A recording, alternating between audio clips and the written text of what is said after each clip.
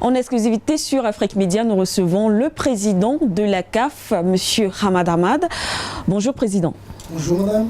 Alors nous rappelons que nous sommes ici à Kinshasa, donc c'est une exclusivité accordée à la télévision panafricaine. On va aller directement, Monsieur le Président, que s'est-il réellement passé entre la CAF et le Cameroun?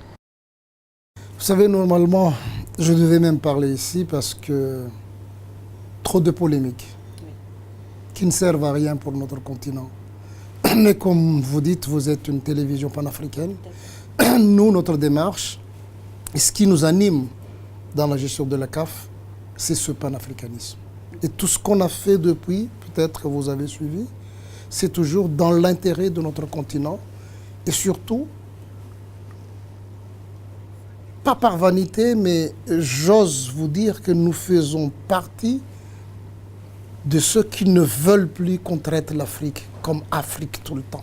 Voilà les Africains. On en a marre de ça. Il faut que nous changeons. D'ailleurs, si j'étais élu à la CAF, c'est par cet engagement de changer. Et je dois respecter ce que j'ai fait depuis mon élection, respecter cet engagement que j'avais pris devant le congrès de la CAF, qui m'ont donné leur mandat de présider la destinée de la CAF pendant ces 4 ans à venir. Que s'est-il passé? C'est clair. Il ne faut pas chercher loin.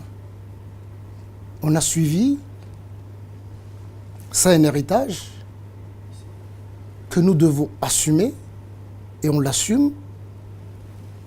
La CAN a été attribuée 2019 au Cameroun, 2021 à la Côte d'Ivoire. On a fait déjà ces 2 pays des visites d'inspection, une seule fois en Côte d'Ivoire, mais au Cameroun plusieurs fois. La CAF a dépensé beaucoup d'argent pour suivre, pour accompagner le Cameroun, pour rappeler que ces travaux-là nécessitent des accélérations. Vous savez que la CAN a été attribuée en 2014. Ce n'est pas à moi, à vous, les médias d'investigation, de voir à quel moment ont commencé les travaux. Lorsque on a fait les visites, on a pris des cabinets privés, Roland Berger, renforcés par l'administration technique, et on a annulé même les membres du comité exécutif pour les visites d'inspection, parce que nous sommes des politiciens. Et de 2, on a monté une commission des spécialistes en sécurité qui ont fait des visites. Et si je vous dis même les gens qui ont composé cette commission, c'est un général, ancien président de fédération de Rwanda, qui était chef de mission des Nations Unies pour la sécurité du côté de Mali, si je ne me trompe pas, le président de Niger, de la fédération, un colonel-major qui est habitué à des sécurisations dans les pays du Sahel, et 2 spécialistes de sécurité de la FIFA qui sont venus. Sont partis voir. Et on s'est réunis parce que la date limite pour nous était ce mois-ci. Il y a nos partenaires. Vous savez que c'est la CAN qui fait vivre le football africain. Tout à fait.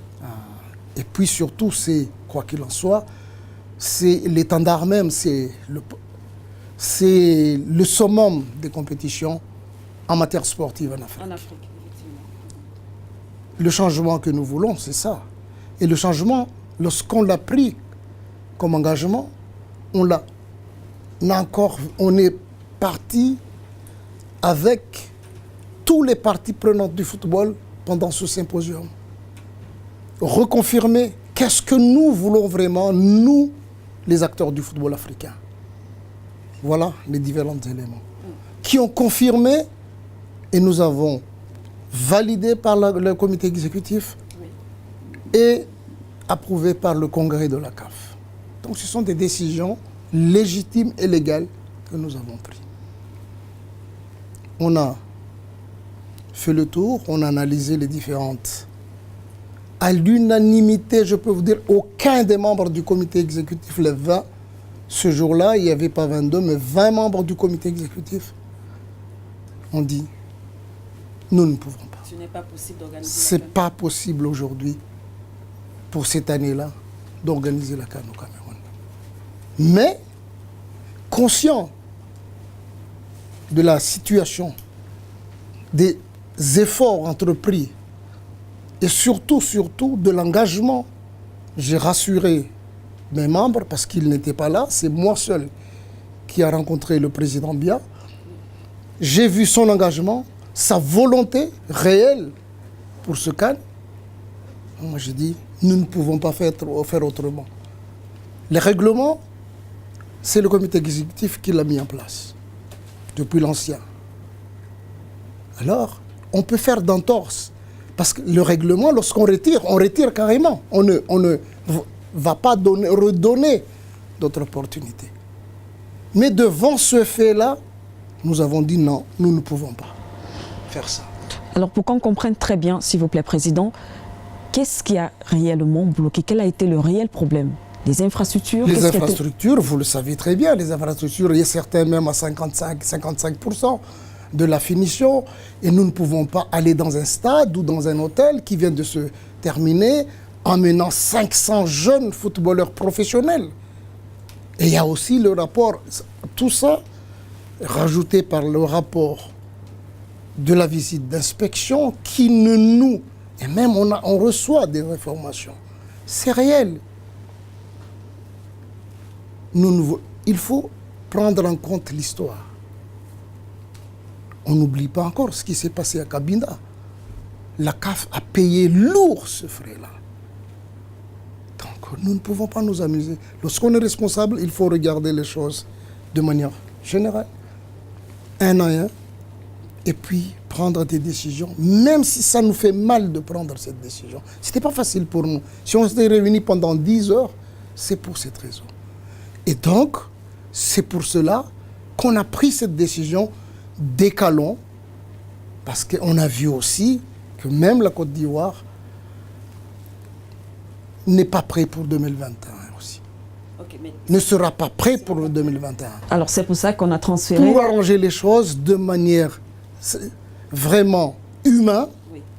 Allons décaler tous les CAN, donnons plus de chance au Cameroun, plus de temps pour qu'il réalise les infrastructures. Et on va les accompagner de près pour éviter aussi que ça ne va pas aller. On va les accompagner de près. En 2021, ils seront prêts. On organise la CAN au Cameroun. Et en 2023, on organise en Côte d'Ivoire. C'était la décision prise par le comité exécutif. Bon. Ok, donc 2021 au Cameroun, c'est confirmé. C'est confirmé. Ok. Par le comité exécutif. Alors, puisqu'on a quand même la chance de vous avoir, Monsieur le Président, on va vous poser les questions que se posent bien sûr aussi les Camerounais, tout comme les Africains. Certains pensent que c'est au-delà de tout cet aspect technique, que c'est une affaire politisée. Que répondez-vous à cela? Moi, je ne sais pas l'éducation chez vous au Cameroun, mais chez moi, à Madagascar, lorsqu'on gagne, ce n'est pas le gagnant qui s'acharne contre le perdant. Moi, vraiment, je suis ébahi. Ébahi et vraiment très étonné, parce que c'est loin de mon éducation. Si vous avez suivi, beaucoup de journalistes, lorsque j'ai déposé ma candidature à la présidence de la CAF, m'ont toujours sollicité de parler du président en exercice. À aucun moment je dis, on ne m'a pas éduqué. À vous de parler ce que vous avez vu sur sa gestion, pas à moi. Et moi, j'ai gagné les élections.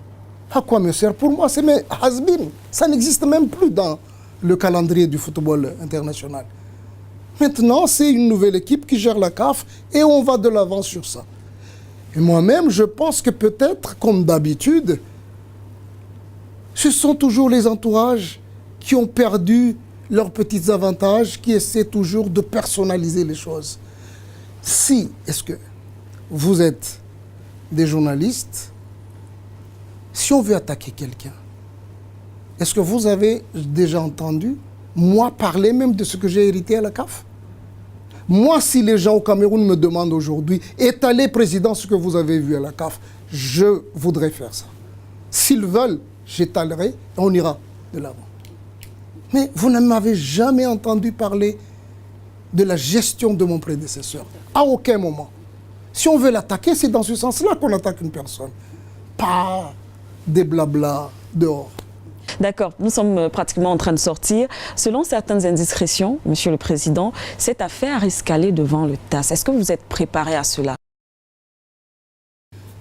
On est confiant qu'on a pris de bonnes décisions pour le bien du football africain et selon les règles, selon les statuts et les règlements de compétition de la CAF. Tout est clair. Si vous prenez le règlement de la CAN, vous voyez, essayez de voir l'article 35, essayez de voir l'article 92. Nous n'allons pas faire comme les autres, retirer une canne à un pays et puis laisser tomber. Non, ce n'est pas notre manière. Et moi, j'avais toujours dit, pour développer le football africain, on doit coopérer toujours avec les gouvernements, surtout avec les chefs d'État. Je précise bien, surtout avec les chefs d'État. Parce que nous savons aussi ce qui se passe chez nous, que ce soit à Madagascar, et j'estime aussi chez vous, autour d'un président de la République. On sait ce qui se passe.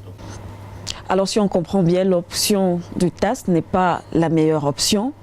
Et justement, en parlant entre autres également de gestion, on connaît ce nettoyage que vous avez effectué quand même au sein de certaines fédérations en Afrique. Est-ce que ce sera également le cas pour le Cameroun? L'option TAS, moi je pense que la faute, notre faute, nous, la CAF, c'est de vous avoir donné 2021. Ça va être une faute qui va être ciblée par le TAS. Parce qu'aucun règlement ne nous permet de vous attribuer ça. Qu'on joue le jeu, on y va. Si c'est ça l'option choisie par le Cameroun, on va y aller. Quant aux fédérations, je pense qu'on fait des efforts aujourd'hui d'assainissement. Et je remercie, je ne vous cache pas, le président de l'Union africaine actuelle, M. Kagame, qui a accepté dernièrement, on a discuté avec lui plusieurs fois, moi-même et le président de la FIFA, Gianni, qu'on est en train de continuer les réformes, surtout l'assainissement et la lutte contre la corruption dans le football africain. Ça existe, il faut le dire. Oui. On l'a déjà commencé au niveau de l'arbitrage et on va continuer. Ce n'est pas encore sorti de l'auberge, mais on va continuer. Et au niveau des fédérations, on va continuer aussi.